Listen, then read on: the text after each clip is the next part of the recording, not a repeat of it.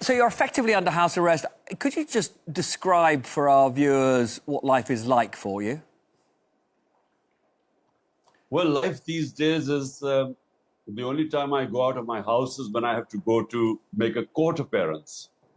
And I have had, in the last 19 days, 70 appearances in court.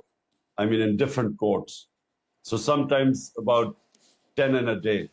So basically, that's my life right now because all my senior leadership, I either is in jail or they're in hiding. And same with my workers. So I'm, in a sense, I'm out, God knows for how long. But right now, it is going from one pail to another. That's basically my life. And the forces aligned against you, is it effectively the army? Well, we have an undeclared martial law right now in Pakistan.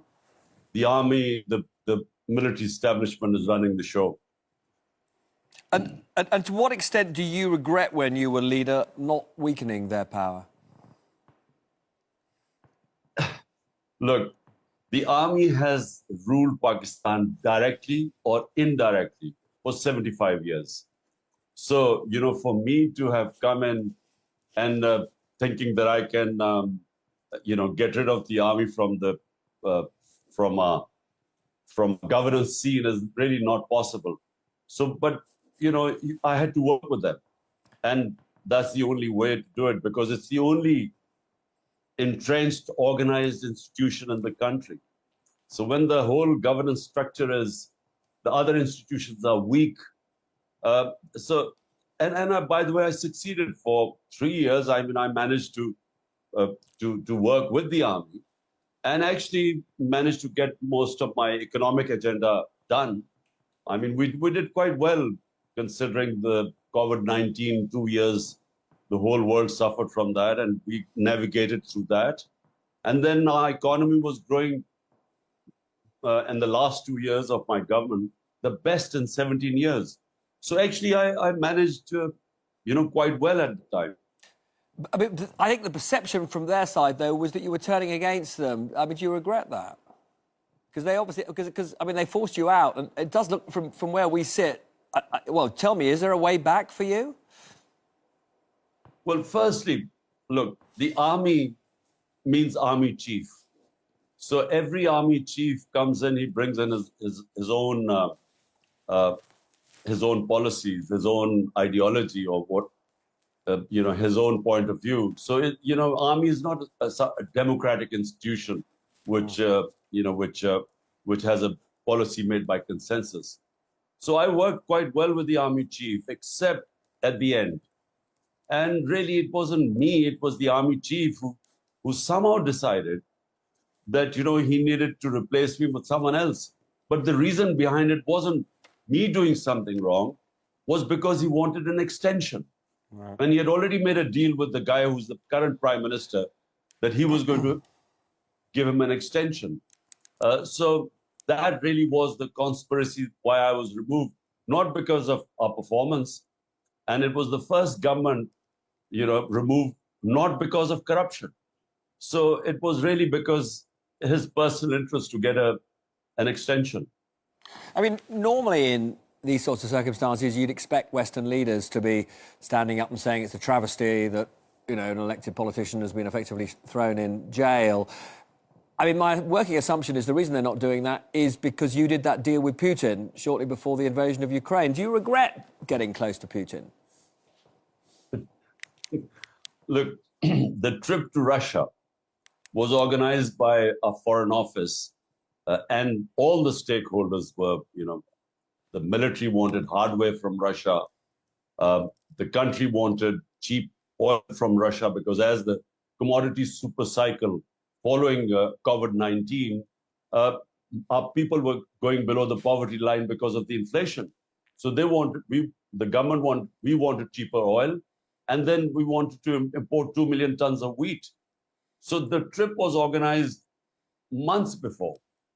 And so how was I supposed to know when I went to Russia, the next morning, Russia would invade Ukraine?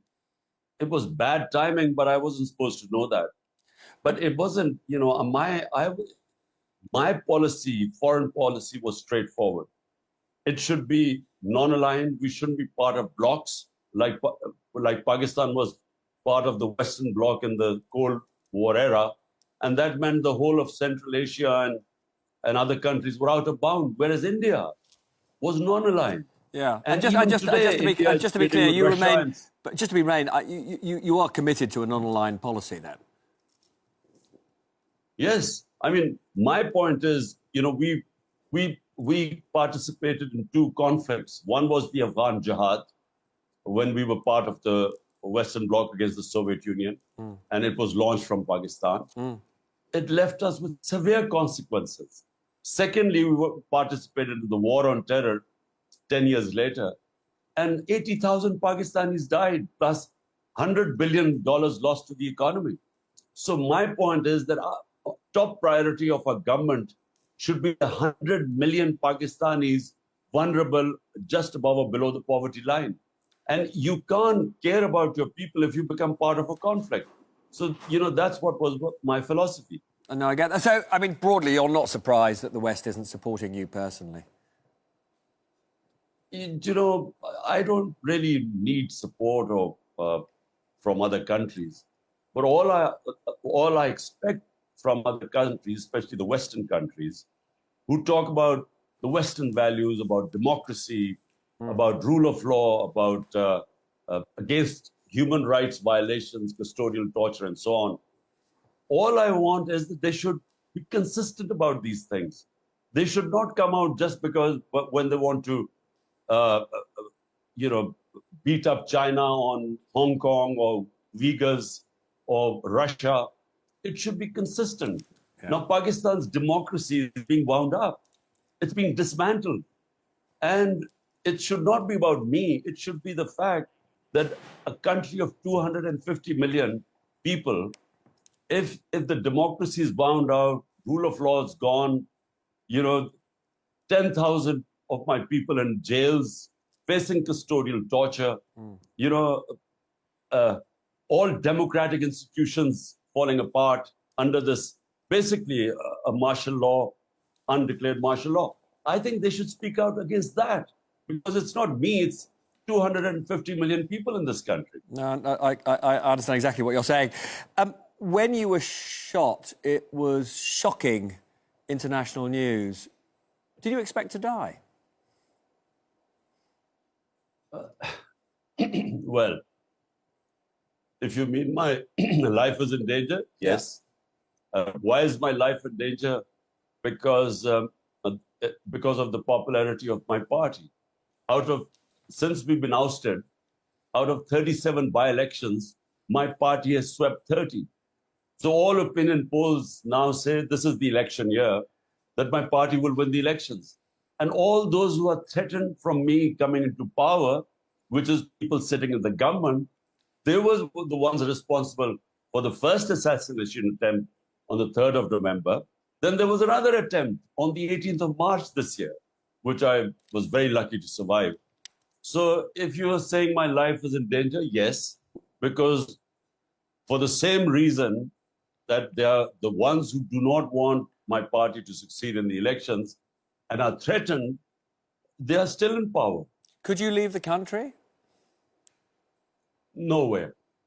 This is my home. I mean, so you don't want to leave the country, even if even if you could save your own life, you wouldn't leave. No, I wouldn't leave because our leaders used to leave the country, had billions of dollars stashed abroad. So what will I do if I leave my country? But in any case, I mean, this is my home. Why would I leave it? Well, except it's a home where you can't actually leave your own house. I mean, it sounds as though you've slightly got a death wish. No, it's not that. It's just that, I grew up with this country. I mean, my life, my age is almost the same as Pakistan. And, I came into politics 27 years ago. I didn't need politics or a career. I had everything. The reason was people like us, look, let me just tell you, I got inspired when I went as a teenager to England. What inspired me? Rule of law. and a welfare state. And so when I started politics, these were my two aims. Pakistan should have rule of law and welfare state. The reason why countries are poor is not because of lack of resources. Pakistan is a very resource-rich country. But because we don't have rule of law, we have this tiny elite which is above law and which hogs the resources of this country, while the majority of the people have no access to justice. So therefore, my movement started 27 years ago. It's as long as I live, I will be struggling for this rule of law, movement for justice. This is my life mission. Imran Khan, thank you so much for joining us. My pleasure.